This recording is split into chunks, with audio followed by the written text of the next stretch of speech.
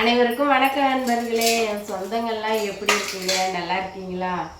நம்ம வந்து 2-3 நாளாச்சு ஒழுங்காக லாங் வீடியோ போட்டு எல்லாருக்குமே காலை வணக்கம். சொந்தங்கள் அனைவருக்கும் காலை வணக்கம். எல்லாரும் என்ன இன்னைக்கு உங்கள் வீட்டில் இன்னைக்கு வந்து என்னென்ன சாப்பாடு செய்கிறீங்க என்னன்னு கமெண்டில் மறக்காமல் சொல்லுங்கள் நண்பர்களே. இன்னைக்கு வந்து நம்ம என்ன வீடியோ பார்க்க போகிறோம், எங்கள் வீட்டில் அதுக்கு முன்னாடி எங்கள் வீட்டில் என்ன சாப்பாடுன்னு கேட்டிங்கன்னா, நான் வந்து சாப்பாடு வச்சுருக்கேன். பருப்பு வெந்துட்டு இருக்குது. இன்றைக்கி வந்து நான் வந்து வெண்டைக்காய் சாம்பார் தான் வைக்க போகிறேன். வெண்டைக்காவை போட்டு மோர் குழம்பு வைக்கலான்னு பார்த்தேன். அஜய் வந்து வேணாம், எனக்கு சாம்பார் தான் வேணும் அப்படின்னு சொல்லிட்டான். அதனால் வந்து இன்றைக்கி நம்ம வீட்டில் வெண்டைக்காய் சாம்பார் நண்பர்களே. உங்கள் சொந்தங்கள் வீட்டிலலாம் என்ன சாப்பாடுன்னு மறக்காமல் கமெண்ட் பண்ணுங்கள். இன்றைக்கி வந்து நம்ம என்ன வீடியோ பார்க்க போகிறோன்னா, மனசே சரியில்லை நண்பர்களே. நேற்று வந்து சென்னை போனேன். அந்த வீடியோ எல்லாம் ரீல்ஸ்லாம் எல்லோரும் பார்த்துருப்பீங்க. நிறைய பேர் கேட்டிங்க, என்னக்கா திடீர்னு சென்னை போயிருக்கீங்க அப்படின்ட்டு. அது சம்மந்தமாக வீடியோ இன்றைக்கி வந்து போட்டிருப்பேன், லாங் வீடியோ, ஏன் போனேன் அப்படின்ட்டு. அதை வந்து மறக்காமல் பாருங்கள் நண்பர்களே. நேற்றுக்கு விடியாக்காலம் 4 மணிக்கு கிளம்பி அது வந்து அங்கே வந்து நின்றுட்டு என்னால் ரொம்ப நேரம் பேச முடியல. அதனால் சும்மா ஒரு 2 நிமிஷம் 3 நிமிஷம் தான் போட்டிருக்கேன்.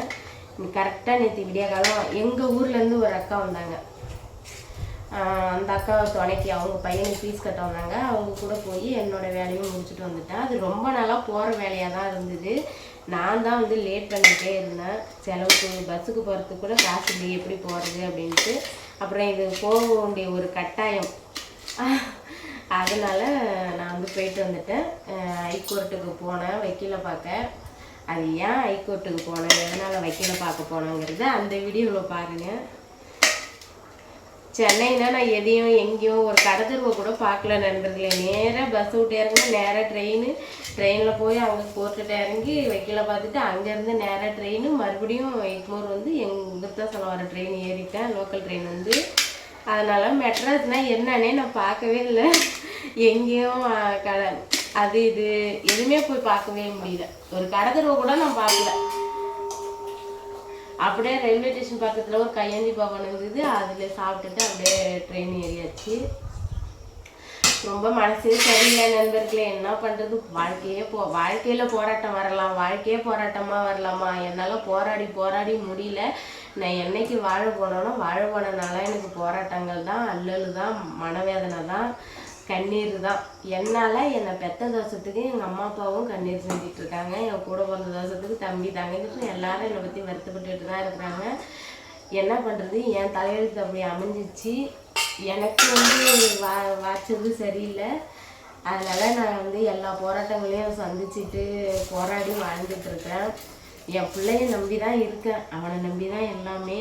அவ்வளோ கஷ்டப்பட்டு கடம்பட்டு உடம்பட்டு துக்கப்பட்டு துயரப்பட்டுன்னு சொல்கிற கதையாக அவ்வளோ கஷ்டப்பட்டு பாடுபட்டு தான் அவனை வளர்த்துட்டு 2 வயசுலேருந்து வளர்த்து இவ்வளோ நாள் ஆளாக்கிட்டு இருக்கிறேன். இப்போ வந்து 9வது படிக்கிறான். அவன் எப்போ படித்து எப்போ வேலைக்கு போய் எப்போ எனக்கு சம்பாரித்து போடுவான்னு தெரியல. அவன் சம்பாதிக்கிற காலத்துக்கு நான் உயிரோடு இருப்பேனா என்னங்கிறதும் தெரியல. இப்போ உள்ள சுச்சுவேஷன் அப்படி தானே. நல்லா தான் இருக்குது, திடீர்னு செத்து போயிடுறாங்க. நல்லா தான் இருக்கிறாங்க, திடீர்னு பார்த்தா செத்து போயிட்டாங்கங்கிறாங்க. அது மாதிரி நம்ம அப்படி ஒரு சூழ்நிலை வரக்கூடாதுன்னு கடவுள்கிட்ட வேண்டிக்கிறேன். என்னை விட்டா என் பிள்ளைக்கு யாரும் இல்லை, என் பிள்ளைய விட்டா எனக்கும் யாரும் இல்லை. என் பிள்ளைக்கு நான் துணையாக இருக்கணும், கடைசி வரைக்கும் துணையாக இருக்கணும். என் பிள்ளை வந்து அண்ணன் கூட பிறந்த யாரெல்லாம் ஒத்த பிள்ளையாக இருக்கேன்னு ரொம்ப எனக்கு ஃபீலிங்காக இருக்குது. என் பையனுக்கெலாம் கல்யாணம் ஆகி 4 பிள்ளை பிறக்கணுன்னு நான் சாமிகிட்ட வேண்டிகிட்டு இருக்கேன் நண்பர்களே.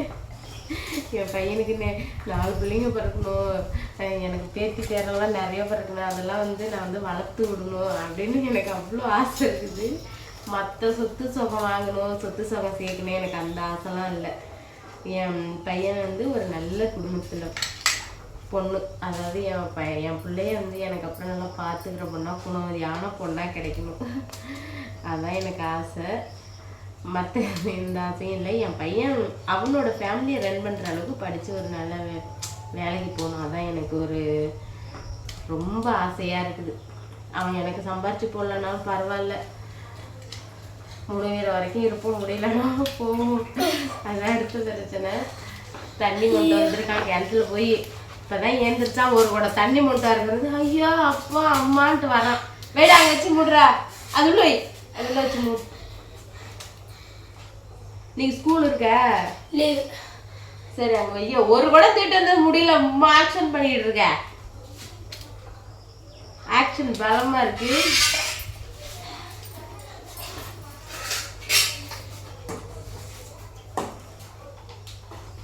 அதான் என்னோட சுமைகள்லாம் எனக்காக ஒரு வேலைக்கு நான் இப்போ போகணும்னு வச்சுக்க, எந்த வேலைக்கு இருந்தாலும் நானே தானே போக வேண்டியதாக இருக்கு. என்னோட கஷ்டம் நஷ்டமாக இருந்தாலும் சுமைகளாக இருந்தாலும் கடன் பாரமாக இருந்தாலும் நல்லது கெட்டது எதுவாக இருந்தாலும் இங்கே பேர் பைத்தியம் என் பின்னால் என்ன ஆடிட்டு கரண்டியாரி சூடு வச்சுருவோம். எட்டப்படா காப்பிரைட் கொடுத்துருவாங்களா? ஆடாதரா.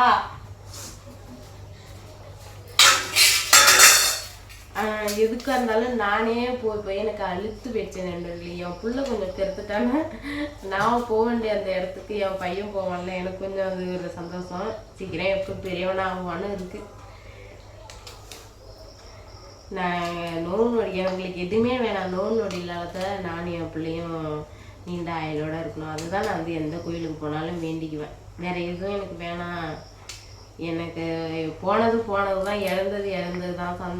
போன சந்தோஷமும் சரி, போன வாழ்க்கையும் சரி, போன வயசும் சரி, எதுவுமே இனிமேல் திரும்ப கிடைக்க போகிறதில்ல. அது எல்லாத்தையுமே நான் என் பிள்ளைக்காக இழந்ததான் எடுத்துக்கிறேன். எனக்கு எல்லாரும் அப்போ என் உறவினர்கள் எல்லாருமே சொன்னாங்க வேறு மறுமணம் பண்ணிக்கின்னு. எனக்கு வந்து நான் அந்த விஷயத்தில் வந்து உறுதியாக இருந்துட்டேன். எனக்கு என் பிள்ளை இருந்தால் போகும், எனக்கு என் பிள்ளை இருந்தால் போகும்ட்டு நான் அவனுக்காகவே வாழ்ந்துட்டேன்.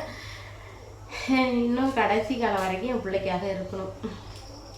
அதான் நான் கடவுள்கிட்ட கேட்டுக்கிறது நண்பர்களே. மனசு ரொம்ப மனவேதனையாக இருக்குது. நான் இதை சொந்த பந்தங்கள்ட்டெல்லாம் சொல்லி மனசு ஆறணும்னு வச்சுக்கேன். நம்ம முன்னாடி கேட்டுட்டு அந்தாண்ட போய் உதட்டு பிடிக்கிட்டு போவாங்க, ஏளனம் பேசுவாங்க. அதனால் என் மன வலி எல்லாரும் இவளுக்கு என்ன கவலை, எப்போ பார்த்தாலும் சிரிச்சுக்கிட்டு கொம்மாலம் அடிச்சுட்டு தானே இருக்கான்னு நினைப்பாங்க. என் மனசில் இருக்கிறது இவ்வளோ கவலை இருக்குது. அது வந்து நான் ஒரு வருஷம் உட்காந்து அழுனா கூட தீராது, அவ்வளோ வேதனை இருக்குது. அதை நான் எப்படி சொல்கிறது இல்லை. மனசே வெறுத்துச்சு. நேற்றுலாம் தனிமரம் மாதிரி போயிட்டு என்னதான் இந்த கூட அந்த அக்கா துணைக்கே வந்தாலும் நமக்கு இதெல்லாம் தலையெழுத்தா. இந்த இப்படி வந்து இந்த வக்கீல் பார்க்கறது, கோர்ட்டுக்கு வர்றது, இதெல்லாம் நமக்கு வந்து தலையெழுத்தா அப்படின்னு நினச்சி ரொம்ப ட்ரெயின்லேயே நான் வந்து அதை நினைக்கும் போதெல்லாம் கண்ணு கலங்கிட்டே இருப்பேன். அது வந்து பக்கத்தில் இருந்தவங்களாம் என்னை பார்த்துட்டே வந்தாங்க. எனக்கு அது மாத்திரத்தை அடக்க முடியல. ரொம்ப மனசு வேதனையாக இருந்துச்சு நண்பர்களே. அதான் இந்த வீடியோவே மெயினாக மனசில் உள்ள கவலையெல்லாம் உங்கள்கிட்ட கொட்டிட்டேன். இனிமேல் பருப்பு இருந்துருச்சு, குழம்பு வைக்கணும். நான் எனக்கு இன்னைக்கு டியூட்டி நண்பர்களே. டியூட்டிக்கு போனால் அலைச்சலாக இருக்குது. நைட்டாக அங்கேருந்து வந்து கரெக்டாக 9 மணிக்கு வந்து கைகள் முகம் கழுவிட்டு கொஞ்சமாக லைட்டாக 2 இட்லி சாப்பிட்டுட்டு கொஞ்ச நேரம் லைவ் போட்டேன். வியூஸ் எதுவும் வரல. மனசே சரியில்லை. முன்ன மாதிரி இப்போலாம் வியூஸே லைவுக்கு வரவே மாட்டேங்குது. லைவ் முடிச்சுட்டு ஒரு 3/4 மணி நேரம் தான் போட்டேன். என்னால் முடியல, தலைவலி உட்காந்து போட முடியல. நான் லைவ் முடிச்சுட்டு படுத்துட்டேன். இது இப்போ கரெக்டாக 5:50க்கு நான் முடிச்சிட்டேன். இப்போ டியூட்டிக்கு போகணுங்கிறதுனால. இல்லைன்னா இன்றைக்கி பையனுக்கு லீவு தான், கொஞ்சம் தூங்கியிருக்கலாம், ரெஸ்ட் எடுத்துருக்கலாம். ஏன் நேரத்தை பாருங்கள், இன்றைக்கி டியூட்டி வச்சுட்டாங்க. அதனால் டியூட்டிக்கு போகணும். அந்த சாப்பாடு செஞ்சு வச்சுட்டு போயிட்டா அஜய் கோழுதுங்க சாப்பிட்டு கிடப்பான். இன்றைக்கி தான் நான் சோறு ஆகுறேன். 4 நாளைக்கு அப்புறம். சிலிண்டர் தீர்ந்துச்சுன்னு சொல்லியிருப்பேன் ஏற்கனவே ஒரு வீடியோவில், பார்த்தவங்களுக்கு தெரியும். இன்றைக்கி தான் நான் சாப்பாடே செய்கிறேன் நண்பர்களே. எல்லாரும் இன்றைக்கி வந்து நம்ம வீட்டுக்கு வாங்க சாம்பார், இது சாதம், வெண்டைக்காய் சாம்பார் சாப்பிட்லாம். நம்ம சொந்தங்கள் வீட்டில் வந்து இன்றைக்கி என்னென்ன சாப்பாடுன்னு மறக்காமல் சொல்லுங்கள். நீங்கள்லாம் சொல்கிற ஆறுதலை கவலைப்படாதீங்க. கூடிய விரைவில் நல்லது நடக்கும்.